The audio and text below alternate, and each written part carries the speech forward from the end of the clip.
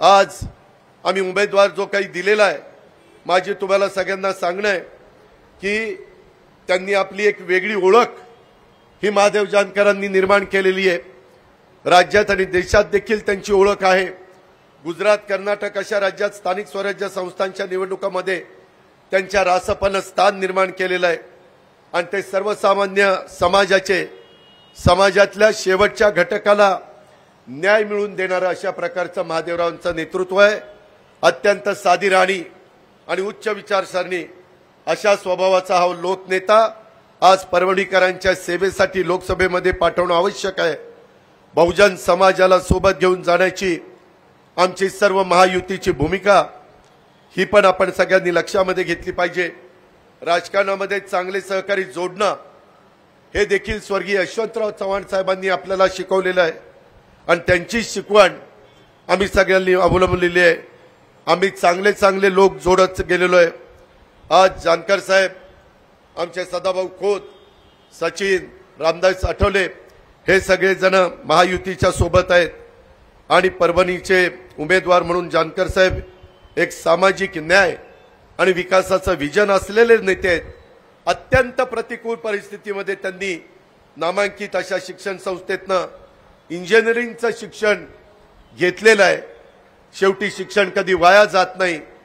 आपले प्रश्न त्या पार्लमेंटमध्ये अशीच अतिशय तडफेने मांडण्याच्या करता तिथं योग्य अशा प्रकारची भूमिका महादेव जानकर साहेब बजावल्याशिवाय राहणार नाही। माझी दुसरी एक तुम्हाला विनंती आहे, आज विरोधी पक्षांना कुठला मुद्दा राहिलेला नाहीये। सध्या लोकांची दिशाभूल करण्याचं काम चाललेलं आहे। गेले 10 वर्ष प्रचंड काम नरेंद्र मोदींच्या नेतृत्वाखाली देशात होत आहे। बंदरा म्हणू नका, पोर्ट, विमानतळ म्हणू नका, नॅशनल हायवे म्हणू नका, ज्या ज्या गोष्टी, वंदे भारत ट्रेन असेल, रेल्वे असेल, प्रचंड मोठं काम या देशामध्ये कधी मागे घडले नव्हतं। एवढं काम मोदी साहेबांच्या नेतृत्वाखाली देशामध्ये घडतंय आणि उद्याची 10 वर्षाच्या करता त्यांचा एक प्लॅन आहे, त्यांचं विजन आहे। त्यांनी आज देखील त्या सभेमध्ये आम्हाला सकाळी सांगितलं, मित्रांनो तुमचं पवित्र मत अतिशय महत्त्वाचं आहे। लोकांची दिशाभूल करण्याच्या करता असं सांगितलं जातं की 400 पार केल्यानंतर संविधान बदलतील। मी आपल्याला जाहीरपणे सांगतो, जोपर्यंत सूर्य आणि चंद्र आहेत तोपर्यंत घटनेचे शिल्पकार डॉक्टर बाबासाहेब आंबेडकरांनी दिलेले संविधान कोणी मायेचा लाल बदलू शकत नाही। निव्वळ दिशाभूल चाललेली आहे। प्रत्येक वेळेस निवडणुका आल्या की संविधान बदलणार, घटना बदलणार, निवडणुकाच पुढे होणार नाही, असले काही बेताल वक्तव्य चाललेली आहेत। माझी तुम्हाला आग्रहाची विनंती आहे, बाबांनो ह्याच्यावर विश्वास ठेवू नका। त्याच्यामध्ये अजिबात त्याच्यामध्ये तथ्य नाहीये आणि म्हणून आपण सगळ्यांनी काळजी घ्या। अल्पसंख्याक समाजाला मी विश्वास देतो की आपण काही काळजी करू नका। आम्ही सगळेजण मिळून तुम्हाला आधार देऊ। सगळ्यांना गुण्या गोविंदांनी नांदता येईल। माझ्या महाराष्ट्रामध्ये जातीय सलोखा राहील याकरता आम्ही जीवाचं रान करू। त्याबद्दल देखील कुठल्याही समाजाने, कुठल्याही घटकाने आम्ही कुठेतरी एकटा पडलेलो आहे, आम्हाला कुणी वाली राहिलेलं नाहीये, अशा प्रकारची भावना कृपा करून मनामध्ये कुणी आणू नका। ही लोकांची, देशाचं भवितव्य ठरवणारी लोकांची निवडणूक आहे। त्या निवडणुकीमध्ये त्या अँगलने आपण सगळ्यांनी बघा। आणि मी एवढा दावा तुम्हाला निश्चितपणे करू इच्छितो, मागे 10 वर्ष तुम्ही ज्या खासदाराला निवडून दिलाय त्याच्यापेक्षा कितीतरी पटीनं माझ्या परभणी आणि जालनाचा घनसावंगी आणि परतूर या लोकसभा मतदारसंघाचा विकास आमचे महादेवराव जानकर केल्याशिवाय राहणार नाही, याबद्दलची खात्री देखील मी आपल्या सगळ्यांना देतो। त्याबद्दलचा विश्वास मी आपल्या सगळ्यांना देतो।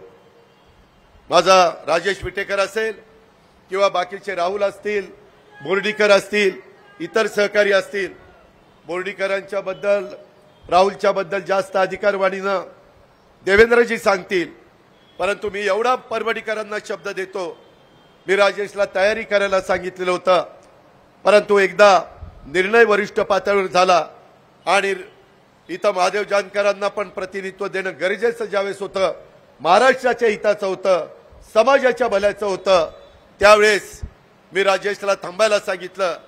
परंतु आज मी परभणीकरांना सांगतो, उद्याच्या 6 महिन्याच्या आत राजेशला विधिमंडळाचा सदस्य केल्याशिवाय मी गप्प बसणार नाही, हा विश्वास मी माझ्या परभणीकरांना देतो।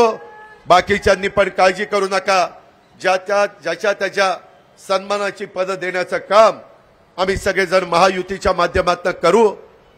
उद्याच्यापासून प्रचार करताना माझं नावच घातलं नाही, माझा फोटोच नव्हता, मला बोलायलाच दिलं नाही, मला माझ्याकडे बघून हसलेच नाही, असलं काही म्हणू नका। हे काय कुणाच्या घरचं लग्न नाहीये, हे आपलं स्वतःचं काम आहे। शेवटी महादेव जानकर इथं नवीन आहे, ठीक आहे, मागच्या वेळेस रत्नाकर गुट्ट्यांना निवडून आणण्याचं काम त्यांनी केलं, परंतु सगळ्यांनी मिळून एवढ्या मोठ्या 140 कोटी जनतेचा कारभार हा तिसऱ्यांदा नरेंद्र मोदी साहेबांच्या हातामध्ये द्यायचा आहे। आणि त्यांनी कशा पद्धतीनं जगामध्ये तुमच्या माझ्या भारताची शान आणि मान वाढवण्याचं काम केलेलं आहे, उंचावण्याचं काम केलेलं आहे, हे आपण बघतो। कुठेही आपल्या देशाचे पंतप्रधान जातात त्यावेळेस अतिशय अभिमानाने आपल्या सगळ्यांची छाती फुलून येते, अभिमानाने आपली सगळ्यांची मान उंचावते। जगाचा भारताकडे बघण्याचा दृष्टिकोन हा निश्चितपणे बदललेला आहे। जगामध्ये तिसरी अर्थव्यवस्था $5 ट्रिलियन करण्याचं मोदी साहेबांचं स्वप्न आहे। आणि समाजातल्या सर्व जाती धर्माच्या लोकांना कसा न्याय देता येईल, प्रत्येकाला घर कसं देता येईल, प्रत्येकाला नळाचं पाण्याचं कनेक्शन कसं देता येईल, प्रत्येकाचा हक्क कसा त्याला मिळवून देता येईल, याबद्दल हे इंडियाचं सरकार काम करतंय। उद्याच्याही काळामध्ये माझ्या महाराष्ट्रातनं जास्तीत जास्त खासदार निवडून देण्याच्या करता परभणीकरांनी, जालनाकरांनी साथ द्यावी, अशा प्रकारची आग्रहाची विनंती करतो। महादेवरावांना प्रचंड मताधिक्याने विजयी करावं ही विनंती करून मी आपल्या सगळ्यांची रजा घेतो। जय हिंद, जय महाराष्ट्र। धन्यवाद आदरणीय अजितदादा। यानंतर